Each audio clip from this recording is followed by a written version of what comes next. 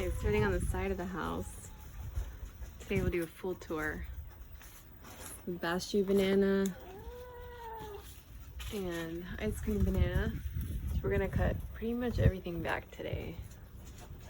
There's a lot of overgrowth and it's touching the house, so that's no good. So getting rid of all of that. It's the end of September, I believe.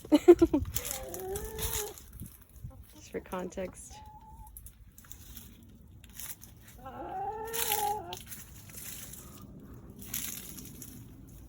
I'm not sure what day it is because we're in fall break right now. But here is the mysterious guava tree we don't know the name of, but these things will get really, really big. Usually by the end of October, a little later. And this is the pink guava. It's also really overgrown right now, but it has lots of guavas. Those will probably be ready by the end of October. And everything down here, we don't water it. It's, I guess, hydro-zoned is how they refer to it. So everything down here just collects water that gets collected at the bottom of the hill. And if you have a lower hill situation like this, plant things that really like a lot of water, or just condense plant everything, because even though we haven't watered anything down here, it's all like fairly healthy. I mean, it's been neglected and needs some serious trimming and everything else, but it essentially gets all of the water from all of the neighbors up on the top ridge, and you know, anything that gets dripped down from the drip irrigation on our hill collects down here. So we got everything from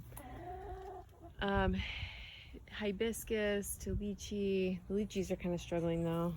We have sea lavender, which looks so pretty. I need to cut back a lot of stuff today, so I'm just going to get a video of everything before cleaning everything up, because we're going to do a big chop and drop today. This is the holiday avocado, the dwarf avocado, and it's, even though it has been like mostly neglected, it's still alive and doing good. This is my mango tree, and unfortunately back when I had planted it, I didn't know that we were going to eventually get chickens and put the chicken coop back here. So we have the our makeshift staircase that we're going to actually build a legit staircase, and we're going to move this eventually. But because it's in this area, it gets knocked a lot and it's not doing amazing. Also, another tip is, like I said, this area on the lower side of the hill is going to get a lot of water collection, and mangoes really don't like having wet feet. So I don't recommend planting a mango here. However, this thing has been here and it's been doing all right and this is a coconut cream. It's been doing pretty good since 2020, I think. But it also has a bunch of bananas next to it. And of course, if you might know anything about bananas really love a lot of water. So it's possible the water's getting sopped up by the bananas. And even with a heat wave, these guys did pretty good, even though they are a little sensitive to heat. It's the, I think it's called blood dock or something like that. I learned recently from somebody who had texted in the comments that, or wrote in the comments of another video I have, that this is actually a type of, I think it was dock is what it was. When I bought it at Walter Anderson, it was sold to me as French sorrel, but that's not what it is. Daisies of course do so good. They can handle quite a lot and they thrive in almost all conditions. Especially this variety, I can't remember, I think it's Marguerite daisy. So basically, if I cut back all of these old flowers, a bunch of new ones will come out in November and it'll be totally flush with flowers again. Here is the bronze fennel, and this was an excellent nursery for, I cannot remember the name of the type of swallowtail, but it's a particular type of swallowtail. I think it's like a anise swallowtail or something like that. But it was super cool to watch it grow, and the kids got to see it. And now we have a bunch of swallowtails in our backyard. This is a, what do you call it? It's a persimmon. We don't know what kind of persimmon. We had a bunch of Fuyu persimmons at Costco one day, and they're seedless, of course, but every once in a while we would see a seed in there. So I told the kids, if you ever find a seed, let's plant it, and then let's see what kind of fruit we get, because I don't know that they're true to seed. I don't think so, because they've been, you know, I can't think right now. They've been changed over time to be seedless, so we'll see what we get. But ultimately, it's just been hanging out in this pot. I think maybe eventually I might move it to the ground. I'm not sure, but it adds a nice accent. And it's about probably 6 or 7 years old now. Hopefully we get fruit from it. But I just cut back all of this. Here's a lychee that is really struggling right now. So I'm hoping that once we cut things back and we get water going through here a little bit, that it'll start doing better. Rose hips. Lots of sweet potato that's gotten out of control. Some of it's ube. I think that one is, I think it's called ube. It's like the purple sweet potato. It doesn't want to come out, but it's further down there. So I'm going to take out a lot of that today too. And this mallow plant, as I covered in one of my YouTube shorts, is really needing to be cut back because it's totally pummeled my poor lychee tree here. And this lychee tree is doing a little bit better than the others in my garden, so I really need to get this thing off of it so that it doesn't like hurt the branches. And another thing that really enjoys water, but it's also very easy once you have it in the ground, is this calla lily. Calla lilies are so beautiful, and even though this looks like a small plant, it had a huge bunch last season. And really, this is the kind here in San Diego, at least in Zone 10, they start growing back up now. This is all the old growth, and so you just got to cut this stuff back or move it out of the way at least, and then it'll pop up a whole bunch of new growth, and then it'll be like totally filled in with a bunch of white flowers by like October, November. Same thing with these guys. Well, different season. You gotta, this is a hydrangea. I need to cut it back. I bought this one on clearance, but it looks dead, but if you look closer, there's green in there. I need to cut all that back, and so that way in the springtime we have a nice flush of growth and pretty flowers. This is a houseplant that I got, spider plant, and if you plant it outside, it will spread quite a bit. But I mean, it's easy to remove if you need to, but I think it looks really pretty if you let it fill in different areas. So I had originally planted it there, and it's already grown a whole nother plant over here. A fern. Now a lot of this I haven't really watered because I think that by the time that winter time gets here, hopefully we get a lot of rain again, and it'll kind of all flush back again. And this is Swiss chard, and there's also some beets in here too. I think this is beets right here. So I had cut all this back, and now it's like popping up a bunch of new growth again, and the chickens really love this. They were out today earlier this morning for a little bit and having a good time. So more bananas. These are the Guatemalan bananas. These are the ice cream banana, I believe, but I'm gonna take these ones out because I have some giant passion fruit growing here, and I just feel like it's too much of a hodgepodge of things. So I'm gonna take out the bananas and let the passion fruit grow.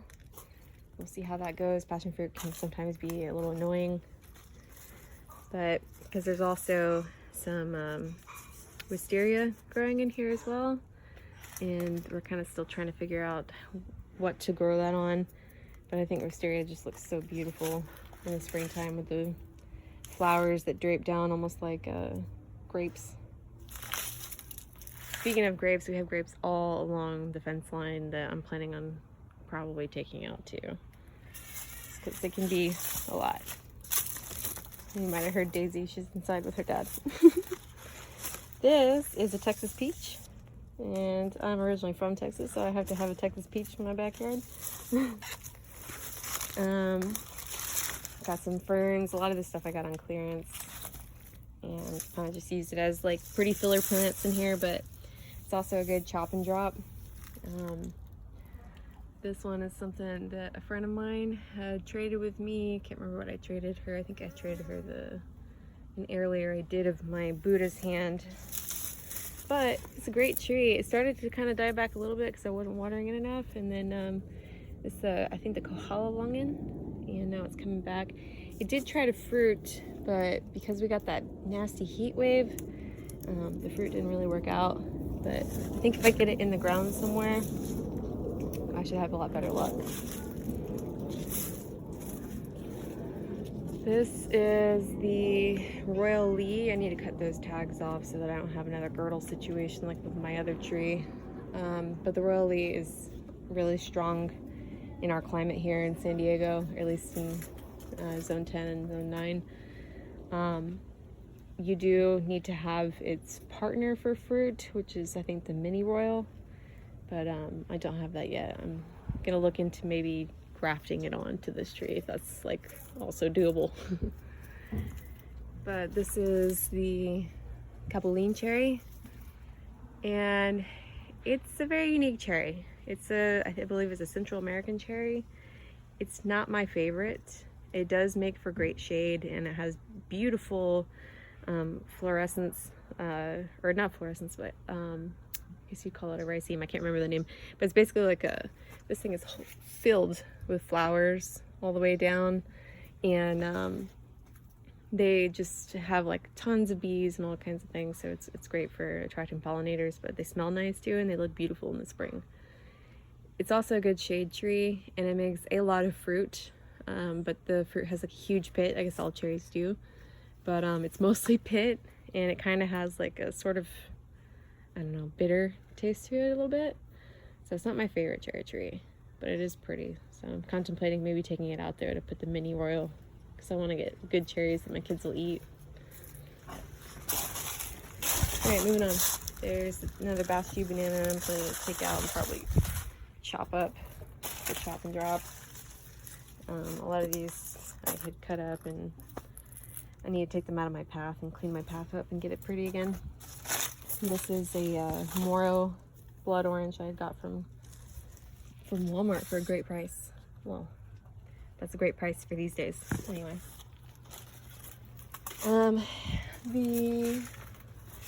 what's this one? Namois banana. Great bananas. Only it's a short tree, so I don't recommend putting it so close to your staircase, because if you are like any taller than 5'3", 5'4", which is my height, this would be hitting your head and you have spiders all over you. This is the Santa Rosa Weeping Plum, which I think is a very beautiful plum tree. It does need some love, but if you see this thing in the springtime, it's full of flowers. And it has this, I don't know if you can tell, but it has like a nice weeping look. And then I put some ferns underneath, and there's some lilies that I don't know how they ended up getting back here, but yeah, that's the one that I had potentially girdled, but we'll see how it comes back. Alright, moving on. Here we have, let me get back so you can see it.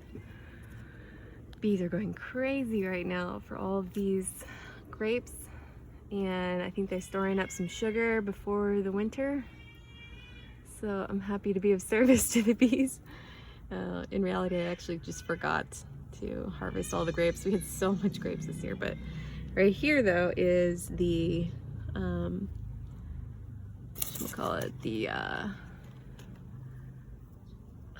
cannot think of the name right now. I'll have to, cannot think of it. It's a little red berry, and it's super great, lots of antioxidants and everything, but in reality, I am not actually a fan. A goji berry, I'm not a fan of it, but the birds really love it, and so I have all kinds of birds coming in here. And they made nests in the banana trees and other spots of the garden, and they were eating these berries and feeding them to their babies, and I was like watching all this all happen, and I thought it was really neat. So I don't think I'll ever take it out for that reason. But yeah, check these guys out. They are going to town. Right. This poor sweetheart mango is really getting neglected here. It needs some water. We gotta fix the right side of our drip irrigation because it's not really watering this entire side, which you wouldn't think so because it's really overgrown, but yeah, I think with these newer plants though that are less established, they really need more water more regularly. Got 2 more dragon fruit that are probably gonna be ready soon, but they're not as big this year, and that probably has to do with the water situation, irregular watering and lack of it. This is a apple tree that I planted from seed, and it keeps trying to push up these suckers too, so I come through and I cut the suckers and I just let this main one grow. I want to see what kind of fruit it actually makes, and even if it makes kind of crappy apples, I'll probably just use those for like making cider or something. But yeah, we'll see. However, the vine growing on it is loroco, and if you look here you can see the loroco flowers. And so loroco, if you don't know about it, it's a Central American food, and it's really delicious. You eat it whenever it's like this, and you can eat it raw, like as a bud form, or you can cook it. I like it in quesadillas. It's popular in pupusas too, with cheese and jalapeno, and it's really, really delicious. See, this bunch, or let me get it on the camera. Sorry for the wobbling. This would be like what you would have. It's like a little bunch of buds, and they taste really good. And I don't even know how to explain the flavor. It's almost like a spinach garlic flavor. But yeah, it's growing all the way up the cherry tree right now and everything, but it has like a big growth spurt in the fall, and then it just sort of dies back later. So I'll probably harvest off all I can right now. And I actually have it in this little pot. And I think at this point the roots have probably gone past the pot, but I've considered moving it to be in the ground so it can grow more. Today, I'm planning on getting rid of a lot of this Mexican sunflower.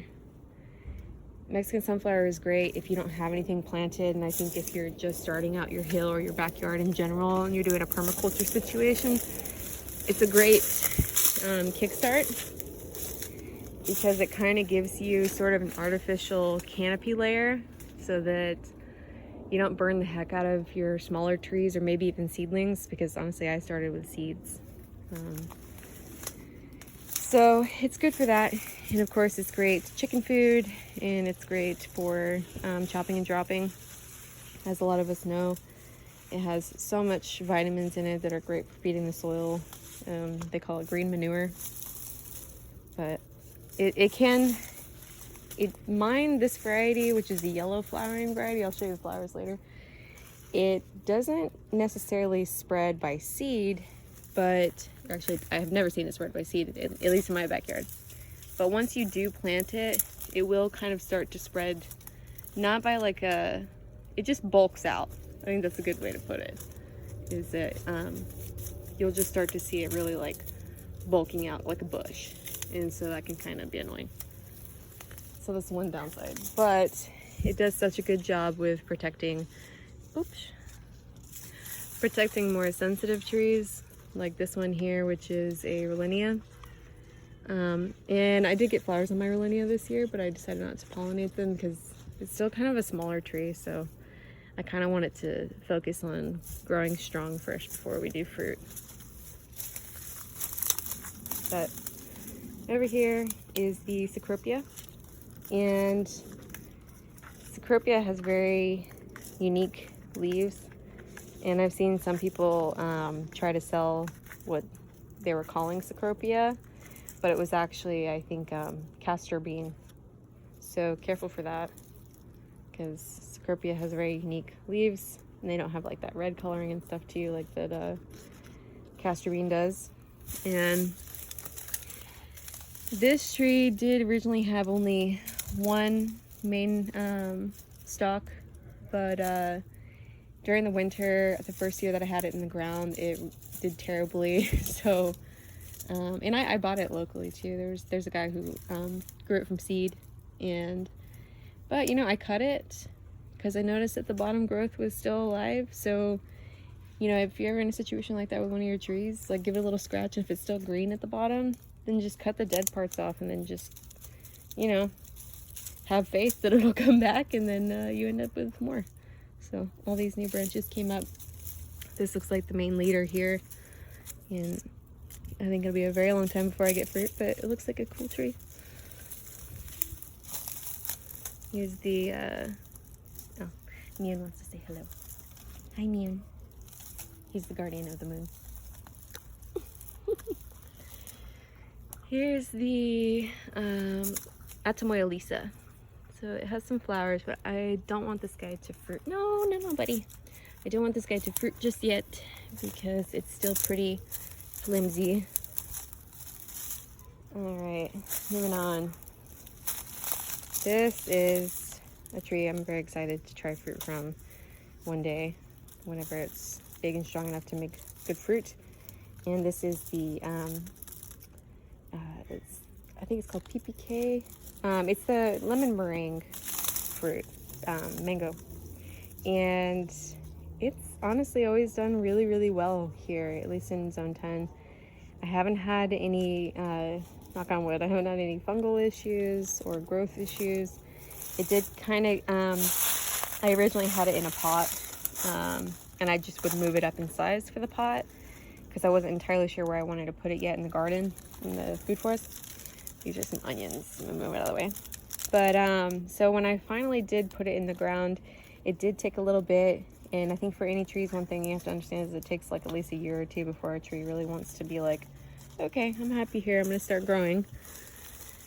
So this year it did give a new growth spurt, and it's doing really well. It's got healthy leaves, which is very exciting. It does have some kind of like speckling, but nothing too concerning. It's probably just a vitamin deficiency. I do need to, maybe when I chop and drop, things might change a little bit too. But you can tell here it's gotten a lot bigger too from the last time, and the trunk's a little healthier. So one day we'll have fruit and I'll let you know how it is. Alright, this is, well, it was sold to me as a Spanish plum or hog plum, and it kind of looks like it, but it also is a little very different because I do have a hog plum over here and it doesn't have that same shiny look to it. But we'll see what this ultimately is one day when it fruits. It's been in the ground for a long time. It's more like a bush, and it's supposed to be the yellow hog plum, but so was this one. And one thing I'll tell you about this tree, the jocote, is that while I'm able to keep it alive just fine and it puts on plenty of growth every year, it has still never fruited, and I've had it for quite a while. I mean, it is still a younger tree. It does have a thick trunk on it, but it's a younger tree and it may be a while. But I think that because of around the time that it starts flowering is really ultimately the problem, because the flowers start happening and then the cold happens, so they don't really do so well. And then the leaves come later. Honestly, this tree is like the first to defoliate and the last to like grow new leaves. So like this new set of growth only happened like maybe a month ago or less. Over here is the white Turkish mulberry, which is kind of like it has like a long white fruit, real sweet. But as far as I know, the leaves are also medicinal for like a type of tea, but it's also a good shade tree. Only thing of mulberries is they do grow really fast. and you don't want them next to like any major structures because they do have quite a root system. I usually trim the heck out of this thing kind of towards the end of the year, so I'm gonna like literally trim it all the way back. But we'll see like how I do it. I don't know if I'll have time for it today because I'm just mostly gonna be spending a lot of time getting rid of a lot of the overgrowth in the pathways and all the Mexican sunflower. But we'll see. Alright, this right here is the mountain soursop, and I'm planning to actually use it as a rootstock situation to graft on a soursop plant, like the more sensitive one to the cold. I've had soursop, but honestly I think I put it in a terrible place the last time. It was like a 5-year-old tree that I had from a seedling, but I put it in the greenhouse. This is my husband. You want to say hi? So I put it down here, and this is a terrible spot to put it because it's lower. It's going to get all of the cold air. So the cold air killed it. And we also had a ton of rain in the year that I planted it. So it was just too cold and wet. Here is a seedling citrus and a salvia that the hummingbirds love. I tried to get it to grow a lot taller because Muni is a sweet little guy, but he loves to kill birds, and that's not cool. This is the fruit cocktail grapefruit, and honestly this is like one of the most delicious grapefruits. If you're not a fan of the like super bitter grapefruits, this is really great, or Valentine pomelo, also so awesome. Alright, bunch of lemon balm there. Once upon a time I did have a pathway going this way, so we're planning on clearing that out today. This is a serious overgrowth of some beautiful red grass, ornamental grass, and Mune just has a great time hiding in this. But I'm gonna trim all this back too so that it can grow back and look pretty for the fall season. This is the Wampi fruit. So the leaves kind of smell a little bit like turpentine, and it kind of looks like a relative of curry, the curry fruit. I don't know whether or not it is. I think it is. I'll have to look into that. The stem actually, especially the new growth stems, kind of have almost like a furry look to it. And it hasn't grown a ton, but, and so right now the leaves are like this because 1, they need water, and 2, they're gonna start defoliating because it loses its leaves around the fall season, and then it comes back in the spring nice and green. Hey there, what you doing? I'm gonna come through here, okay? Look up. And then I had these lining the path. These were the canna lilies. They're like a nice, beautiful, deep red color. They look so beautiful in the pathway. Like when everything's cleaned up, it looks so nice. Those pretty flowers. And when I go through here to, oh, look at that. Do you see the butterfly? Let's see, am I zoomed in too much? Where'd it go? There it is. See, there's so much butterflies in this backyard because there's so much growth. So when I come through here to clean things up, I'm gonna have to be really, really careful not to destroy anybody's homes and make sure I don't have any birds' nests. But one cool thing about the Mexican sunflower, though, I will say is, like I mentioned, the sort of feel of a canopy layer. So it does kind of shade some of the trees and creates a safe haven for all of the little animals. I have some avocados. So this is my Zutano avocado tree. And so far, I only have one. I did have more, but because, like I said, we had a really nasty heat wave and we don't water the hill a whole lot, and we have drip irrigation, so it's not perfect, especially when you have a cat. moving things around all the time, and other little critters living in here shifting things. But you know, it's not doing too bad all things considered, and it has a really nice sized trunk on it, and I think that in time it'll do a lot better. And then also with the more litter layer that we get, which is another great benefit of Mexican sunflower, is just like a tree canopy layer, it does drop a lot of litter layer, or drops a lot of dead leaves, and that really helps to contain the moisture and keep the microbes alive and everything else in the soil. So good soil health will have a great it's my daughter screaming at my husband. Mom's getting a break. Okay, so these are more canna lilies. I had a little friend on my head. More canna lilies, and when I take out some of this stuff, like some of these trees just kind of are volunteers. Like I mentioned in another video, is that the Jamaican cherry kind of starts to spread from its roots.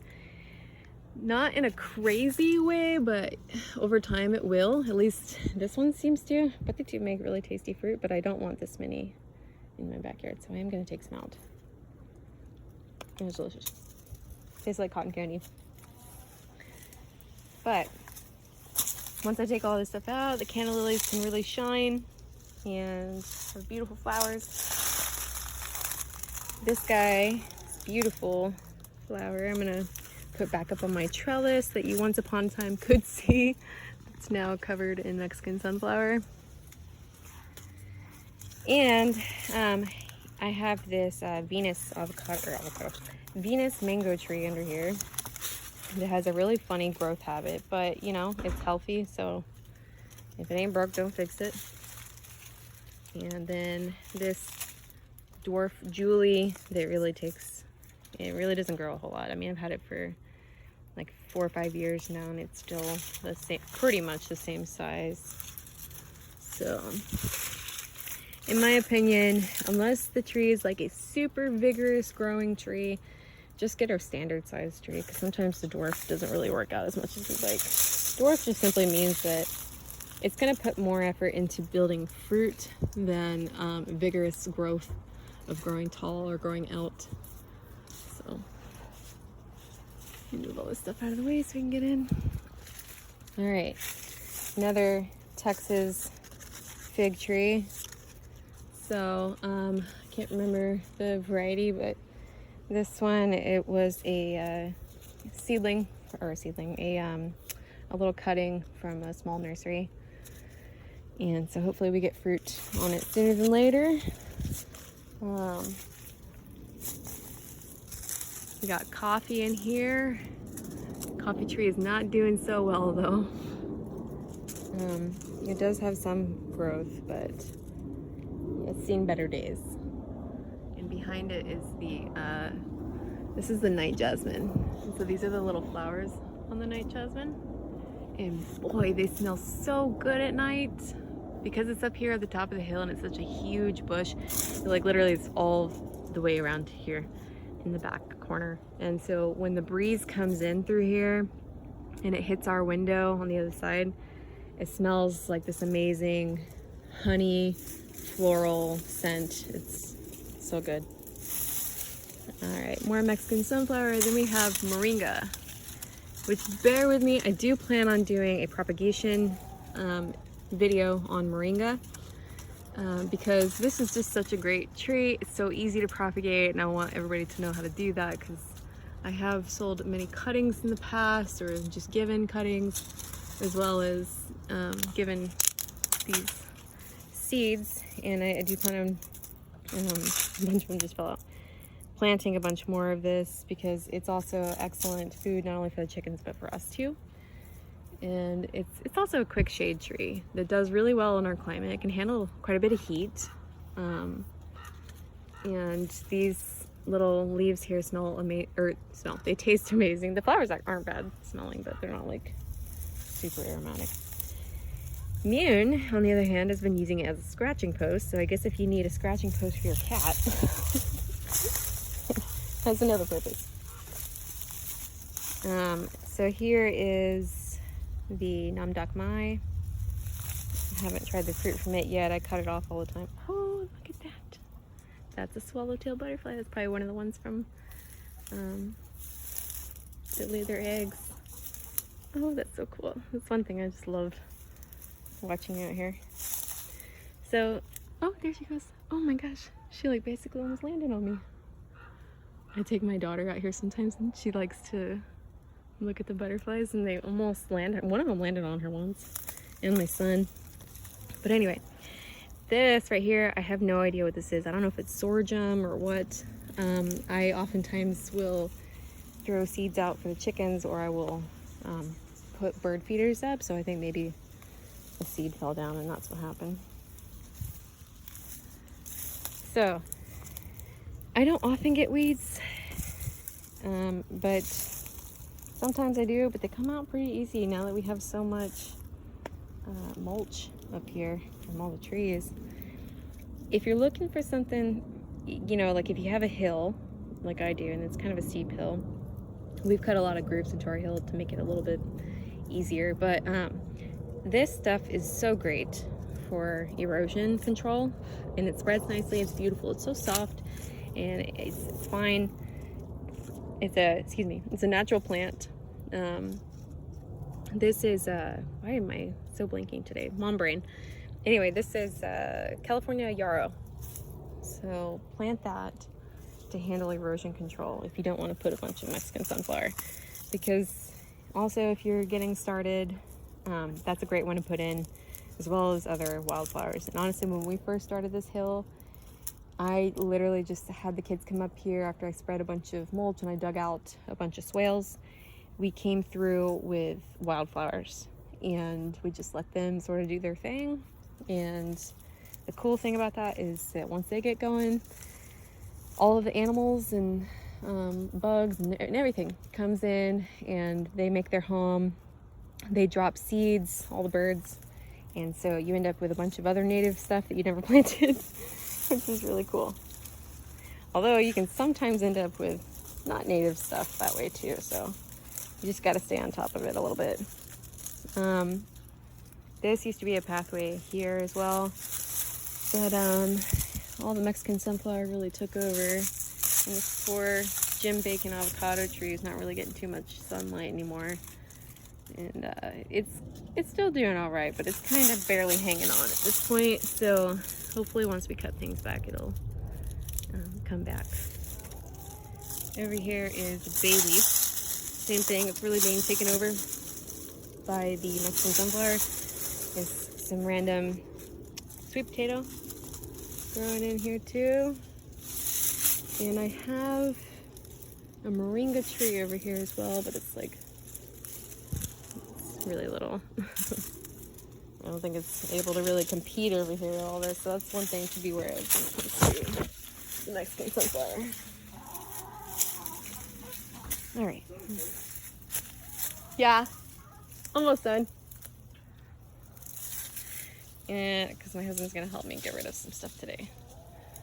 So this is a amala tree, which is actually happy to be in the shade, but it's kind of being squashed by the Mexican sunflower as well.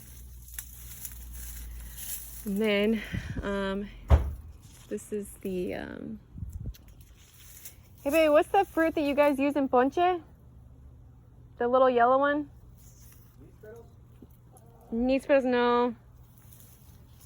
I can't remember the name of this one. It's like a Nances.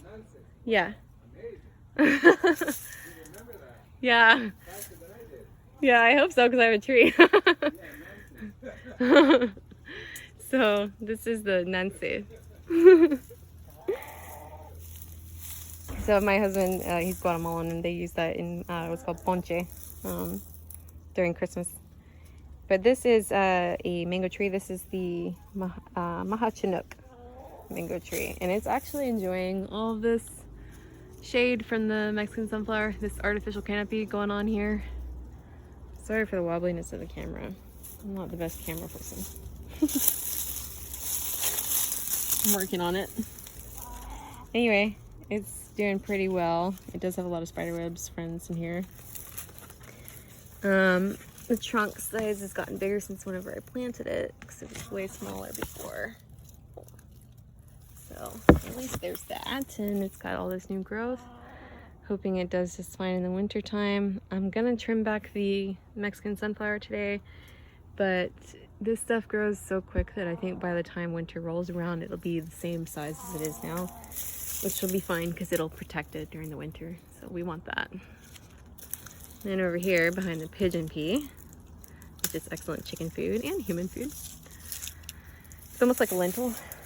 But this is the Manila mango tree, which is also, if you're in San Diego, zone 9 or zone 10, whether A or B, the Manila mango does really, really well here. It can handle quite a bit of cold, and it can handle quite a bit of heat, and it's a really, really great productive tree that makes you a lot of fruit. So if you love mangoes, definitely get one of these. They grow so fast too, and they're really, really great. See, I bought this, it's a seedling tree from Home Depot. I think I bought it for like $35 or so. You can also grow them from seed because they do grow fast. And I do have a few from seed. This is the, I think it's called Carrie Starfruit, something like that. I can't remember the name of it at the moment. This has kind of always struggled, and I think maybe part of the problem is that I have too much sweet potato over here taking over, because I don't get in here enough to really keep it under control. So just a warning, while sweet potato is great kind of as a ground cover, you do sort of have to keep on top of it, because I feel like the roots of these things really kind of, they'll get pretty big and take over a little bit. I mean, I could be wrong. It could be something else. We do have pretty crappy soil here. As much as I've tried to amend it, I mean, I think that's something that you kind of have to come back and sort of add amendments every once in a while. But, you know, when you have kids, it's kind of tricky unless they're out there in the garden with you. And unfortunately, my kiddos don't like gardening yet. But we're getting there. They can identify a lot of things, so that's cool. This is the Grumichama, and it has fruited before, and the fruit's really good. Although I've only had one fruit off of my tree so far. But I need to cut back this pigeon pea because it's really gotten huge, just like a tree. And it's great to shade the Nancy, because Nancy's are kind of delicate too. And they need that sort of microclimate protection. But everything else around here is not really getting enough sunlight or space. This is the Rio Grande cherry, also really great, similar to Grumichama. Then we have here, I think this is Broombaccharis. It's a native to San Diego. I think it might be endemic to San Diego. I'm not sure, but this was here, and I just keep it here so that the local critters have a home. And then we have some Texas privet, because I love the smell of privet. Whenever it's flowering, it smells so good. And it also kind of gives a little bit of privacy here from the neighbors. And it's just a nice greenery tree, evergreen. And I need to come through and kind of trim it up though. But moving through, probably covered in little friends right now. But this is a tamarind. I think it's the sweet tamarind tree. And it does really great every year. It will defoliate for the most part in the winter time, and then it puts on lots of new growth, and the leaves look so pretty. And eventually it'll make some tamarind fruit, and we all love tamarindo, so that'll be fun. And the grapevines, oh man, there was so much grapes. I never even picked all of them. They're very sweet and delicious, but there's just so many, and it's really hard to keep grapevines under control if you're not constantly out in the garden trimming it back. As we come through here, you'll notice that the vines are moving on top of trees and kind of wrapping around them and stuff, so they also kind of make their way into the neighbors' yards and stuff. So while I have amazing patient neighbors. Just keep that in mind in case you don't. This is the mame sapote. I have to say this is my #1 favorite fruit. And the tree, at least this one, which is magaña, grows pretty slow in this location. I can't speak for everywhere you grow magaña, but I mean, we're not Florida. But it does grow here just fine. It's just a little slower. And I think it doesn't help that we have all this overgrowth over it, so it's not really getting a ton of sun. So definitely gonna cut all that back. And we have another thistle. It's kind of unavoidable. They happen sometimes. And here's a pigeon pea that just sort of volunteered in the pathway. Here's the whatchamacallit, Barbados cherry, and I have never gotten fruit off this tree. My friend's Barbados cherry is growing like crazy and they get plenty of fruit off of it, and I've tried their fruit and it's great, but the Mar tree is still not fruited and it's a couple years old now, so we'll see. Maybe I need a friend for it. Get some beetles. Yeah, another thing I don't recommend is planting passion fruit vines at your fence line, because this is, while passion fruit is delicious, it really gets covered in ants. They grow insanely fast and out of control pretty much all year round because our climate's so great here. So keep that in mind, because you're gonna end up with passion vine all up in your neighbor's yard and stuff too, and that's a lot to handle. It's growing on top of trees and it's a mess. The beetles really love it though. The beetles also love the grapes. We have a ton of grapes. I'm gonna tell my kids so they can come in and pick them before I cut everything. There's also blackberries back here. So coming up here, oh, look at that.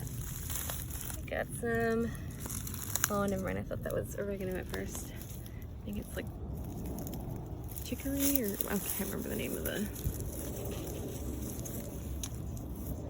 Anyway, here is the sweetheart, I think is what it is, lychee tree, and it's been doing all right.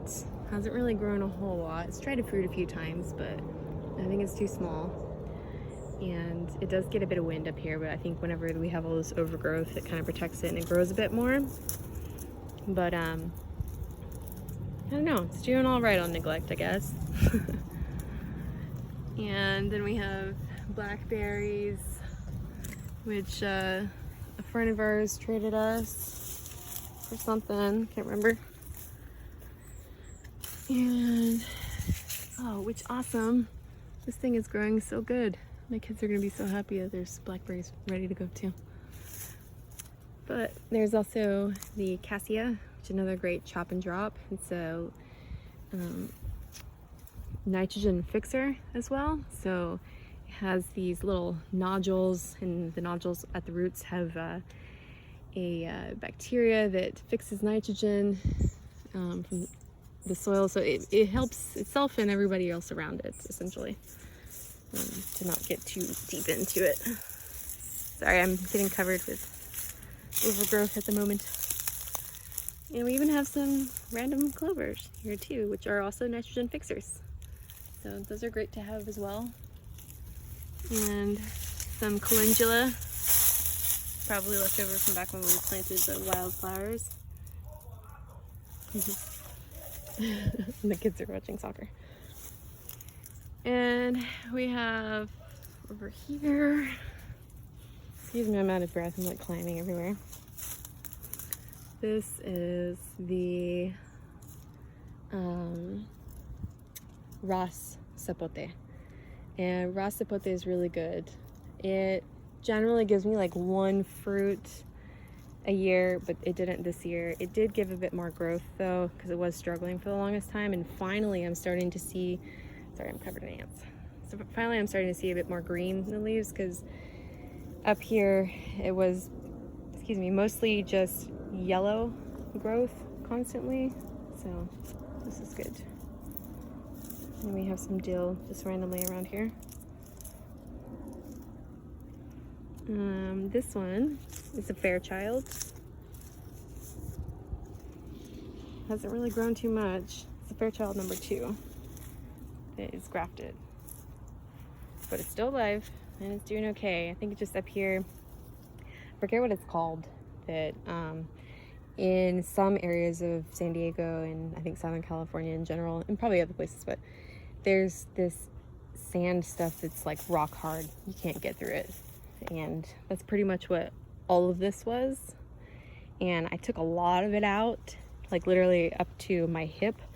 And then I filled it all in with good soil. But, you know, it's going to take a long time for things to sort of permeate and start connecting and working like a whole network.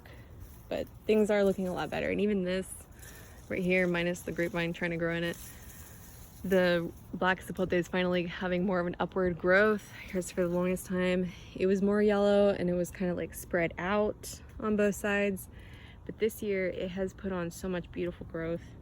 And the funny thing is like I really have not even been watering that much here, but everything seems to be doing so good. I think it's just because this system right now, because there's so much protection from the sun with all of this overgrowth, that even though it kind of looks wild, which I actually love, but we're in a neighborhood, so I don't know if everybody loves it. But it's really great for the plants because they love it and they do the best like that, because all of the whole system is working. The pest control, the little homes for critters, you know, everything is functional. That I don't have to intervene at all. I can just kind of watch and see it all unfold. So this is another of the canna lilies, and they just flowered, and pretty soon all of this is going to die back and become mulch. Back here is a Mexican lime tree that hasn't really done a whole lot of growth in like 5 years. Same with this coffee tree, but you know, like I said, this area is a little rough. However, a friend of ours gave us this oh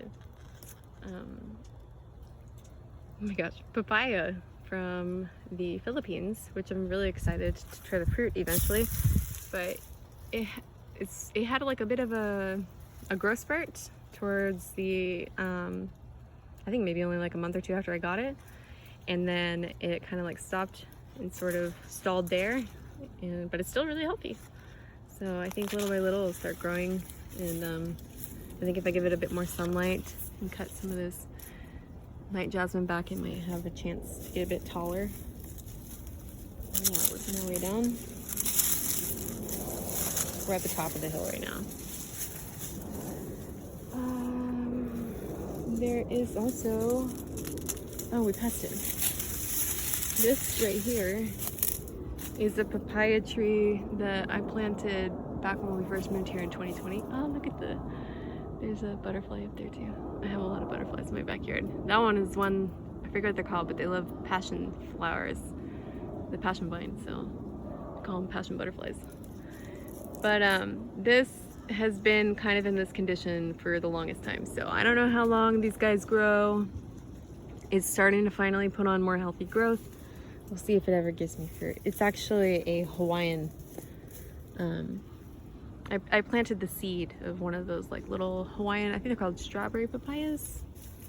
They're so good. So I'm hoping that we get the same papayas.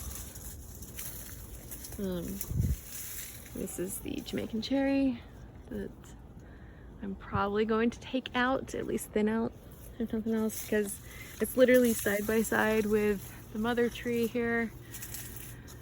We'll see. Because like I said, I think everything underneath it is really happy about all of the shade, especially this Mamoncillo, the Spanish lime. So if it's happy, I kind of don't want to do anything to mess it up, because this guy took forever to grow. And I believe you have to have it grafted. So if anybody knows where I can find one that is creating fruit already and so that I can graft my tree, please let me know down in the comments. That would be lovely. That is the yerba mate. And yes, I do dry the leaves and have it as tea once in a blue moon. Oh wow, look at this here. You get to see the fruits. This is the Suriname cherry, and actually I think this is, I thought it was the red variety, but it might be the black one. I personally really like the fruit. I think it's an acquired taste because it does kind of like have like a strange sort of turpentine type flavor. My husband likes it too. I'm gonna pick these and take them down. But this was a seedling, and it has grown quite a bit in like 4 or 5 years, and now it's like producing a lot of fruit. This is actually the second round of fruits that it's made this year.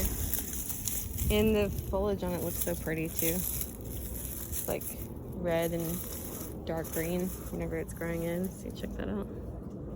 It's really pretty. So if you wanted like an outdoor front hedge or something, this would be a really cool tree to do that with. And it can handle a lot of heat too. At least it does in our area anyway. This is the Surprise avocado tree.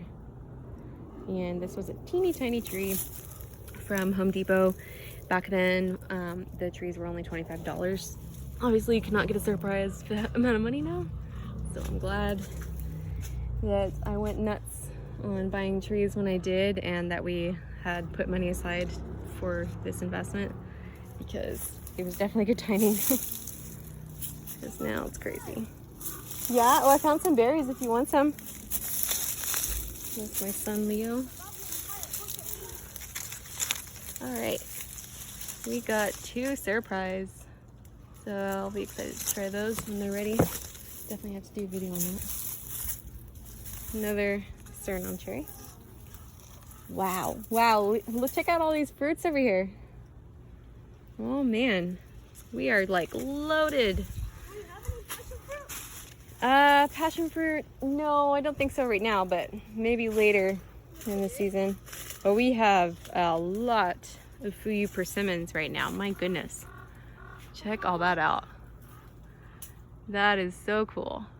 I love seeing that. There's also a lot of grapes. Did you see all the grapes? Yeah. And they're super sweet right now, so if you want to pick them. That's why the bees are there. Yep, they're stocking up on sugar before winter. What's wrong? This is a cotton candy berry. You want to try it? I usually just I usually just eat the juices from the inside. I don't eat the skin because the skin is kind of like a little bit sort of astringent. You can eat the skin, that's fine, but I think just the inside is the best. It tastes like cotton candy. Yeah. And there's a whole bunch of them here. Just be careful because the slope, you can fall, okay? We're gonna have to fix that soon. Got a random cactus growing in there. And that's so cool. Look at how many fruits though. It's like cotton candy popcorn. Yeah. So right here, you see all these like this lower branch? This will be easier for you to pick them off of here, baby. I'm gonna switch sides. You wanna try one of these? It's a Suriname cherry. I'm gonna bring those inside because Daddy likes those. I hate those. We got a bunch of blackberries growing in too. This is the blackberries that the birds brought in. This is a native California blackberry, and I think it's great, but at the same time, because my kids come through here barefoot sometimes, they have thorns, and those thorns are pretty nasty, right? We gotta take out some of these weeds that are coming in too. Yeah, I bet. Got the,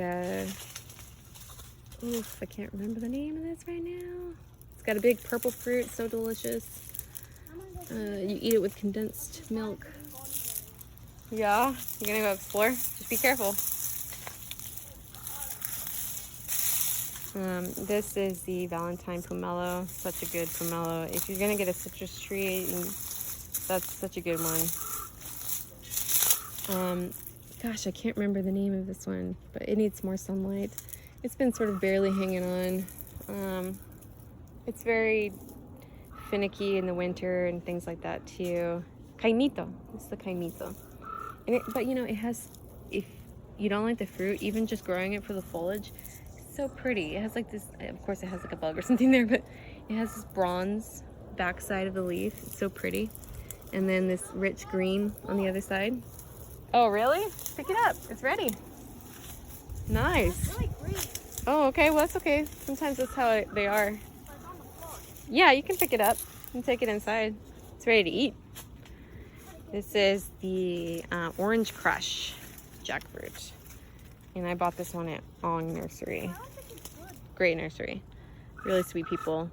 And then they're very, very knowledgeable too. And they have the cutest little marketing signs and stuff for their kids. This is the volunteer chamoya. Oh boy, I need to get a better stake for it. Oh, that's the avocado? Mhm. Oh my gosh. That is cute. Yeah, that one must have came off by accident, or probably maybe the neighbor's pruning his tree and it just fell off, because that one doesn't look like it's ripened right. You're right about that. Maybe we should goldenberry too. Have some surviving goldenberries. Yeah, it might be past the season, although this one Yeah, it is. kind of looks... Oh yeah. Yeah, just check that one and see. See if maybe it's... Just don't eat it if it's green, okay? Or pale. Yeah, that's no good. Is this good? I'll put these in my pocket before I squash them. Let's see. So yeah, you want to have it when it's nice and golden. That's nice and golden. It's small though. We got a peach tree back here, which is the Florida Prince. Oh, that's sour. Must Oh, have is just it? gotten ready. Yeah, maybe. And then this is the jamun tree. There's some unready ones up there, so there might be some ready ones. Yeah. Go further up. This is a golden nugget, which has been the same size for the past, I don't know, 5 years now? 4 or 5 years? Ant bomb. So we got it. But it's getting there. It's healthy. So that's good. I think all of this overgrowth actually is beneficial for it. We got the mulberries there, which is supposed to be a dwarf mulberry. But I chopped the whole thing back last season, so because I'm trying to train it to be more like a bush. So I'm gonna do that again this year too. Almost ready. And that'll encourage it to give more fruit too. This goldenberry right here is almost ready. Almost, but not quite. Really, when it's ready is like when it gets all papery. So if you see those papery ones, like the ones back there, those are probably ready. So you wanna check those out. Yeah, get them before the critters do. This is the yarrow, the California yarrow. Oh, this might be ready. And I think because it's back here in the shade, it's grown up really tall. But you can actually use these seeds and just sort of like spread them around. Oh, this one. Once they go to I seed. see a ready goldenberry, Yeah? but they dry. It's like wrinkled. Oh yeah, it might still be good. Unless the little critter got to it and put a hole in it and stuff. But yeah, spread the seeds. And then these guys will grow. And the soil will be protected. This is strawberry guava. It makes so much fruit every year. And they're delicious, but there's like a small window. You have to eat them. Let's see.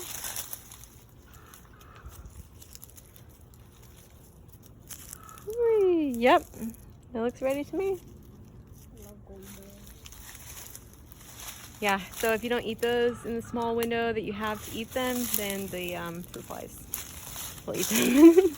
Unless you don't mind the extra protein, because they put their worms in it. Yeah, it was sweet. Oh, it's good. And somehow have some random vines up here. And if you're gonna get a Nona and you're not savvy with pollinating the Annona yourself, then I highly recommend getting a African Pride, because it makes a delicious fruit. These things get huge too, and actually I got this from Ong Nursery as well, and they had this huge, like the size of my head fruit on a table, and they said that it came from the same tree, like which this one was grafted from that tree. And they said, yeah, this is like the size that they get. So I'm like, no way. And I bought it, and lo and behold, they definitely do get huge like that. So I gave one to my mother-in-law. She was very happy for her birthday. It was the biggest ananas she'd ever seen. Oh, and I also grafted on, I think it's called Jake's Cherimoya from CRFG night. We were trading grafting material, and this is when I grafted onto my tree. We'll see what fruit it has. This is a wild sweet sop, or I think bullock's heart, but it has a lot of flowers this year. I think I might try to pollinate these actually tomorrow morning and actually finally get fruit on it, because it's a little bit bigger now, so it could probably handle some fruit. So I'm really interested in trying these fruits. See, there's all those flowers. So I might even try to cross-pollinate them with You stuck? Okay, I'll help you down. No, it's fine. Just Oh. But back here, that's in a llama. We'll go around to see it, but I might cross-pollinate it with that one if I can find a flower. I'm stuck in here too. It's a lot of growth. We got an apricot tree over there, and on the apricot tree I had grafted a Japanese plum, which is that huge branch now. So hopefully we get some plums on there next season. That'd be really cool. All right, we also have a coffee cake persimmon over here. I don't know if you can see. And it has fruited before, but I think I picked it too soon because it was too astringent.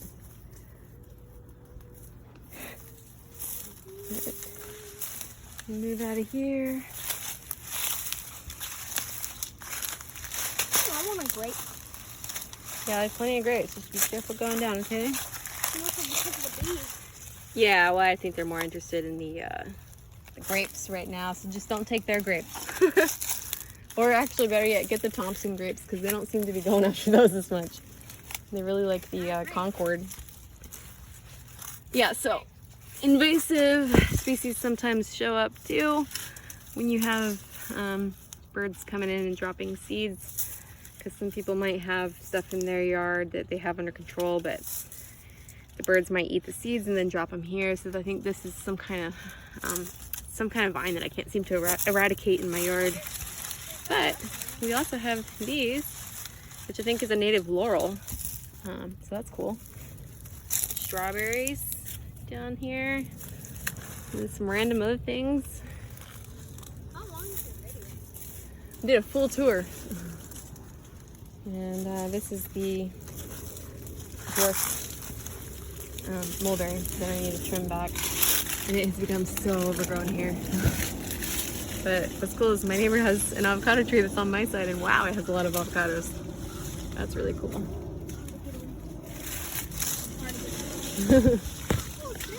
So I don't plan on cutting this deck though, because I don't want to. It's like having a free tree in your backyard. Oh, and then you got a snail. Put it down. All right. Then over here. Oh man, we gotta trim all this stuff back. It's like overtaking the Mexican. I think I like it as a forest. Yeah, it looks cool though, huh? It's fun to go through. It smells like a forest and everything. It's really nice. It's nice and cool in here. It's like super sunny. And this is the Mexicola Grande avocado. Hey, smell this? Like crumble it and smell it? What does it smell like to you? I don't know. It's like smells like anise. Yeah, like licorice. It smells like licorice. And that's how you can know if the avocado is a cold hardy avocado from what I hear. Is if you crumble the leaf and it smells like licorice.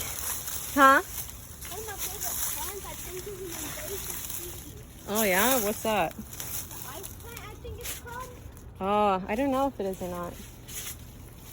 Because everywhere. Yeah, we should look it up and find out. This rosemary? Is that rosemary? Privacy plant here. Yeah, no, that's Spanish lavender there. This? Oh no, that's ice this? plant. Spanish lavender. The bees really love that whenever everything's trimmed back. So this is a pretty, like, has like purple foliage. Nice little privacy plant, but I need to trim that back too. Yeah, careful because there are some hornets. Hornets? I think that is either that or yellow jackets. Be careful. I think it's more interested in the fruit though. I really don't care. No, well, be calm going down though. Don't fall. This is a Pitanga tuba. Yeah. More Pitanga tuba here.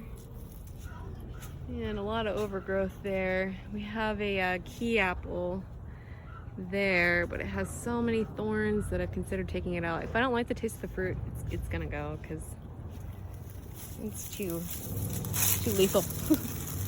This is a Stella cherry, and I've only gotten fruit on it once, which is the first year, but it really struggled and it hasn't grown in like 5 years, so definitely go with the Royal Lee and the Royal Mini.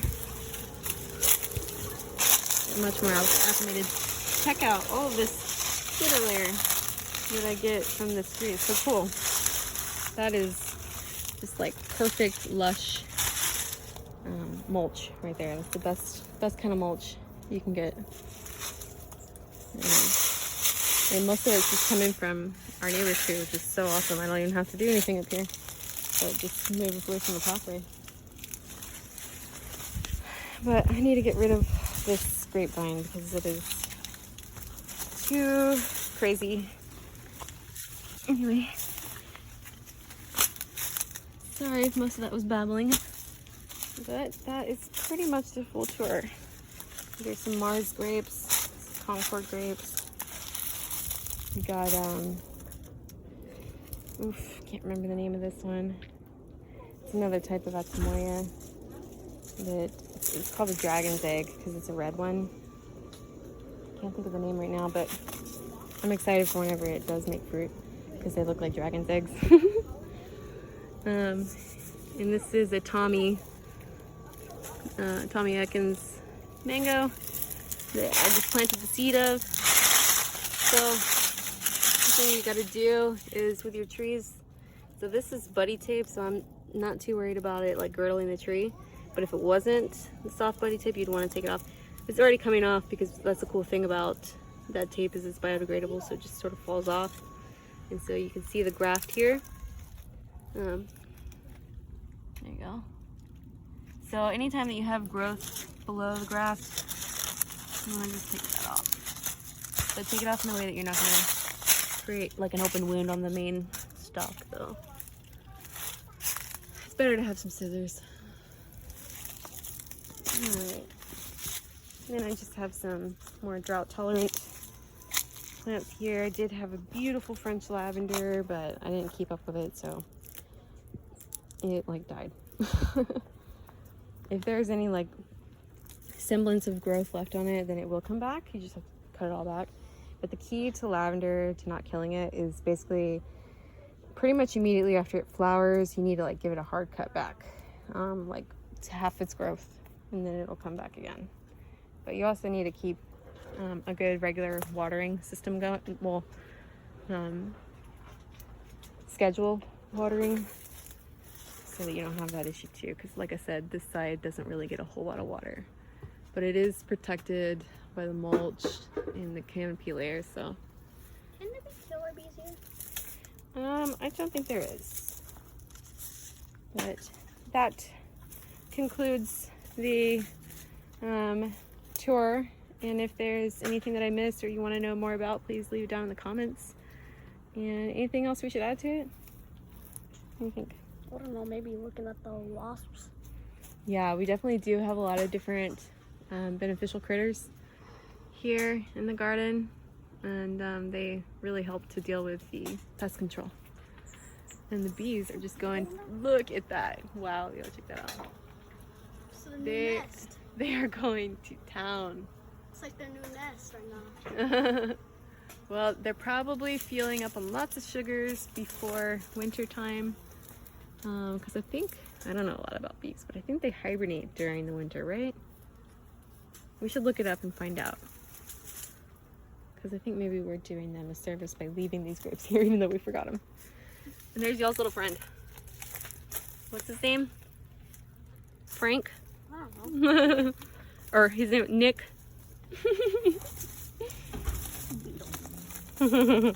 Alright, happy gardening to all, and I hope you enjoyed this video. Hopefully it wasn't too wobbly. If you ever have any questions, please let us know, and we'll be happy to make another video. Oh, and I forgot to show that my other second Rollinia here is coming back to life, thank goodness. I just need to cut it back so that I can see the sun again for a little bit before the winter. Anyway, happy gardening, and we'll see you in the next one.